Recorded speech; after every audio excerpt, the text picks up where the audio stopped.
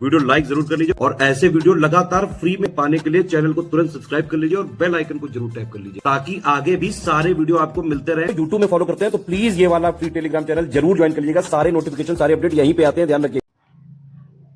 नमस्कार दोस्तों, exam preparation के यूट्यूब चैनल पर मैं प्रियंका एक बार फिर से आप सभी का बहुत बहुत स्वागत करती हूँ। 30 मोस्ट इम्पॉर्टेंट टॉपिक की सीरीज़ में आज हम लोग पढ़ने वाले हैं भारत की मिट्टियाँ। वैसे मैंने इंडियन ज्योग्राफी जब पढ़ाई थी तो जो भी इंडियन सॉयल है उसके बारे में सारे फैक्ट्स आपको डिटेल में बताए थे, बट आज का जो ये वीडियो है एक लिस्ट के फॉर्म में आप देखेंगे कौन कौन सी मृदाएँ हैं, उनका क्षेत्रफल, उनमें से कौन से ऐसे तत्व हैं जिनकी अधिकता और किसकी कमी है, क्योंकि अब जो प्रश्न बन रहे हैं वो इन्हीं तरह के बन रहे हैं कि कौन से तत्व की कमी है, स्टेटमेंट बना करके दे देते हैं। तो प्रश्नों के हिसाब से आपको इस टॉपिक को पूरा ध्यान से देखना है, शुरू से आखिरी तक पूरा वीडियो देखिए, आपके लिए काफ़ी हेल्पफुल रहने वाला है। अगर आप न्यू हैं इस चैनल पर, डेली दोपहर 1 बजे क्लास आपको देखने को मिलेगी। इसके साथ साथ अगर आप अभी यूपीपीसीएस प्रीलिम्स एग्जाम को टारगेट कर रहे हैं, साथ में आरओआरओ एग्जाम भी, तो दोनों के लिए क्रैश कोर्स लॉन्च हुआ है जो कि आपके लिए काफ़ी हेल्पफुल रहने वाला है। इसमें आपको वीडियो रिकॉर्डेड क्लासेस दी जा रही हैं, तो क्लासेस से आपका जो भी सब्जेक्ट है, कंटेंट है, वो कंप्लीट होगा। उसके साथ में प्रैक्टिस कराई जाती है। प्रैक्टिस आप देखेंगे कि आपको डेली एक मॉक टेस्ट तो ज़रूर सॉल्व करना चाहिए, जिससे आप क्या करेंगे, डेली मॉक टेस्ट सॉल्व कीजिए और देखिए आपके कौन से क्वेश्चंस गलत हो रहे हैं, उनको आप प्रिपेयर कीजिए और वो आगे गलत ना हो, इस तरीके से आपको तैयारी रखनी है। तो ज़्यादा से ज़्यादा आप प्रैक्टिस कीजिए, वही अब आपके लिए हेल्पफुल रहने वाला है। एग्ज़ाम को काफ़ी टाइम हो गया, पोस्टपोन होता जा रहा है, तो लंबा वक्त मिल गया आपको पढ़ने के लिए। आपने पढ़ाई की होगी, मैं ऐसा मान के चल रही हूँ, तो जो अभी तक पढ़ा है उसको अच्छे से रिवाइज कीजिए, साथ में क्वेश्चन प्रैक्टिस ज़्यादा से ज़्यादा कीजिए, जिसमें आप जो ये ट्रेंड है, जो पैटर्न है आपके एग्ज़ाम का, उसमें आप हैबिचुअल हो जाए और वैसे ही क्वेश्चन आप आसानी से अटेम्प्ट कर पाएँ और ज़्यादा से ज़्यादा मार्क्स आप गेन कर पाएँ, मतलब एफिशिएंसी बढ़ जाए, जो रॉन्ग क्वेश्चन करने की प्रोबेबिलिटी वो कम हो जाए। इस तरीके से मैं चाहती हूँ आपकी प्रिपरेशन रहे, और इसके लिए आप इन दिए गए नंबर्स पे कॉल या मैसेज करके जानकारी ले सकते हैं। आपको टेस्ट सीरीज मिल जाएगी, पेड क्विज मिल जाएगी, क्रैश कोर्स मिल जाएगा, या फिर सिंपल है, आप गूगल प्ले स्टोर से स्टडी फॉर सिविल सर्विसेज का ऐप डाउनलोड कीजिए और ज्ञान सर कूपन कोड है, अप्लाई करेंगे, आपको तुरंत डिस्काउंट भी मिल जाएगा। फेस्टिवल चल रहा है, अप्रॉक्सीमेट 25% का डिस्काउंट चल रहा है, आपको तुरंत डिस्काउंट भी मिल जाएगा। तो कोर्स से रिलेटेड कोई और डाउट है, आप कमेंट करके पूछिएगा, मैं आपको इन्फॉर्मेशन प्रोवाइड कर दूँगी। आज की क्लास स्टार्ट करते हैं। तो सबसे पहली इसमें जो मृदा दी गई है वो है भूसर और भूरी मृदा। ठीक है, इसका जो क्षेत्रफल है वो 3.6 मिलियन हेक्टेयर है। तो यहाँ पर जो एरिया दिया गया है वो मिलियन हेक्टेयर में है, याद रखिएगा।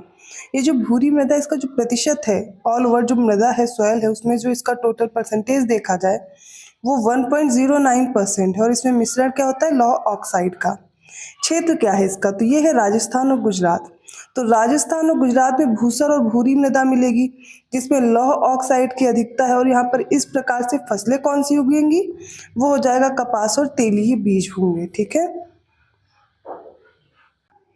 सेकेंड जो सॉयल है वो है लेटेराइट सॉयल। ये 12.2 मिलियन हेक्टेयर के क्षेत्रफल पर मिलेगी, और इसका जो टोटल परसेंटेज है ऑल ओवर जो मृदा है उसमें 3.70% है।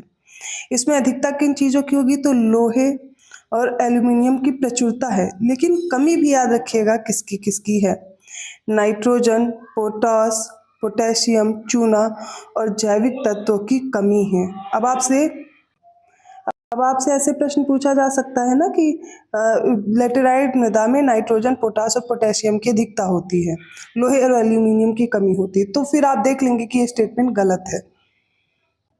तो याद रखना होगा, लेटेराइट में लोहे और एल्यूमिनियम की अधिकता होगी, प्रचुर मात्रा में होंगे, नाइट्रोजन की कमी है, पोटास की, पोटेशियम की, चूने की, जैविक तत्वों की कमी है। अब ये मिलेंगे कहाँ, इनका क्षेत्र भी याद रखना होगा। पश्चिमी घाट में मिलेगी, पूर्वी घाट में, राजमहल पहाड़ी के क्षेत्र में, सतपुड़ा, विंध्य, उड़ीसा, छत्तीसगढ़, झारखंड, पश्चिमी बंगाल, असम की उत्तरी जो कछार पहाड़ियाँ हैं, मेघालय की गारो पहाड़ियाँ, इन क्षेत्रों में लेटेराइट सॉइल देखने को मिलेगी। अब यहाँ पर फसल कौन कौन सी हो सकती है, तो चावल, रागी, गन्ना और काजू। ये देखिए एक लिस्ट है जिसमें आपको सारी चीज़ें एक साथ मिल जा रही हैं। तो आपसे फसलों के बारे में प्रश्न बने, या फिर इनके क्षेत्रफल से लेकर के, इनके परसेंटेज को लेकर के, इनके क्षेत्रफल से, या फिर इनमें किन तत्वों की कमी या अधिकता है, ये सारी चीज़ें आपकी एक ही जगह कवर हो जाएंगी। तो अगर आप चाहें ये लिस्ट बना सकते हैं। कैसे? आप एक स्टिकी नोट्स के फॉर्म में या फिर शॉर्ट नोट्स बनाए तो लेटेराइट के बारे में इंपॉर्टेंट इन्फॉर्मेशन एक जगह लिख लीजिए। इसी तरह ब्लैक सॉइल, एलुवियल सॉइल, जिनसे ज़्यादा प्रश्न बन सकते हैं वो एक जगह इकट्ठा कर लीजिए। अगली मृदा है करेवा। ये स्तनधारियों के जीवाश्म और पीट इसमें अधिक मात्रा में पाए जाएंगे। कश्मीर की घाटी में, जम्मू के डोडा जिले की भद्रवाह घाटी में, क्योंकि यहाँ पर केसर बहुत ज़्यादा होता है तो इससे कई बार प्रश्न बना है कि करेवा किसके लिए फेमस है। तो यहाँ पर केसर होता है, बादाम है, सेब है, अखरोट है और बागान है। यहाँ पर ये सारी फसलें हो सकती है करेवा क्षेत्र में। अब बात करेंगे पर्वतीय क्षेत्र। तो जो पर्वतीय मृदा है यहाँ पर 18.2 मिलियन हेक्टेयर में, इतने क्षेत्रफल में पर्वतीय मृदा मिलेगी। और टोटल परसेंटेज की बात की जाए तो 5.51% एरिया में फैली हुई है। इसमें अम्लीयता और ह्यूमस की कमी है।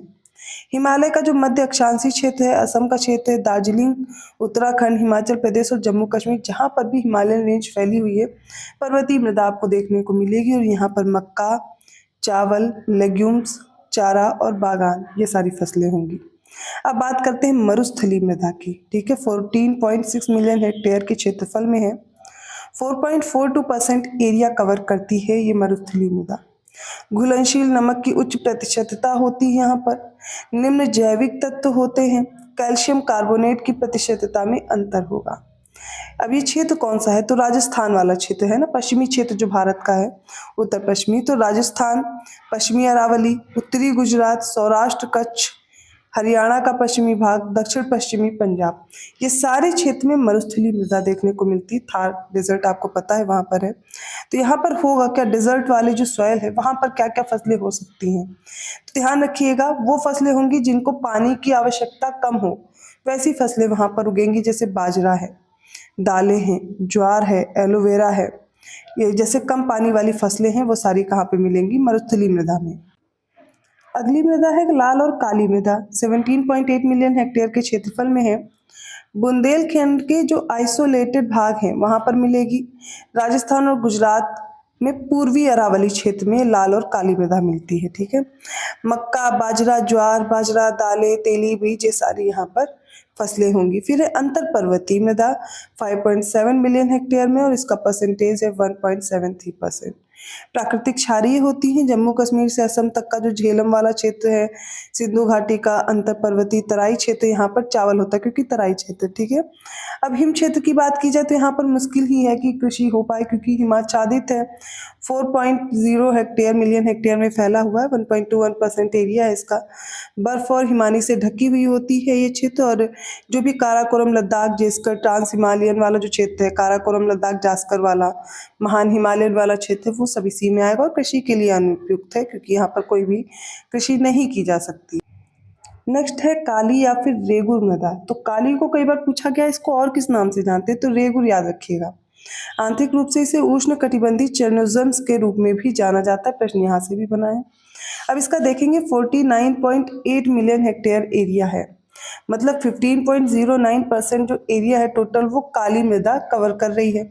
इसमें लोहा, चूना, कैल्शियम, पोटेशियम, एल्यूमिनियम, मैग्नीशियम अधिक मात्रा में है। कौन कौन सा है? लोहा, चूना, कैल्शियम, पोटेशियम, एल्यूमिनियम और मैग्नीशियम, इनकी अधिकता है। लेकिन नाइट्रोजन, फॉस्फोरस जैविक तत्व की यहाँ पर कमी पाई जाती है। ये क्षेत्र क्या है इसका? तो गुजरात में है, महाराष्ट्र में है, पश्चिमी मध्य प्रदेश है, उत्तर प्रदेश का कुछ क्षेत्र है, आंध्र प्रदेश में भी, कर्नाटक, तमिलनाडु, राजस्थान, छत्तीसगढ़, झारखंड से राजमहल तक ये काली मृदा पाई जाती है। और काली मृदा को कपासी मृदा भी कहते हैं।